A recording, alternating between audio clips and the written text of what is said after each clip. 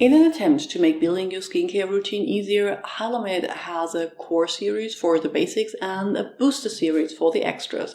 And the Hylamide Booster C25 Serum that I will review today belongs to the latter. It features 25% of a vitamin C derivative that is more stable than the Diva Ascorbic Acid and other ingredients targeting hyperpigmentation.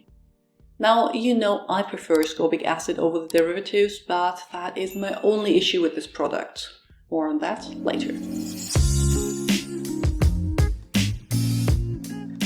If you're new here, welcome. I'm Dr. Anne, a physician passionate about skincare and well-aging. Concentrated and completely stable 25% ethylated vitamin C booster offers a fast-tracked approach to a visibly radiant, healthy-looking skin tone. And here is where my main issue with the product occurs, the texture. It is an anhydrous solution, meaning it contains no water as solvent, but epoxy diglycol, and despite not containing any oils, it feels very oily when applied. So much for those who call water a filler ingredient when talking about Inkey List. Mine is slightly yellow, which is apparently normal, and in this case not due to oxidation, and has no noticeable scent. According to the website, it should be used morning and night, but I can't stand it in the mornings because of the oily texture and because it seems to cause any of my sunscreens layered on top to pill. This might be different for those with skin that is more on the dry side and absorbs the product quicker, but I still think it is better suited for nighttime use. The ingredient list here is very short, with ethyl ascorbic acid as vitamin C derivative. Among the many vitamin C derivatives, this is the one that appears to be best at penetrating the skin,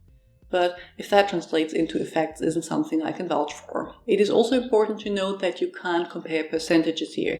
If 25% ethyl ascorbic acid is more or less effective than 15% ascorbic acid, something we can't say. Both hydroxyphenoxypropionic acid and phenylethylresorcinol are ingredients used for skin brightening, with manufacturer studies showing promising results.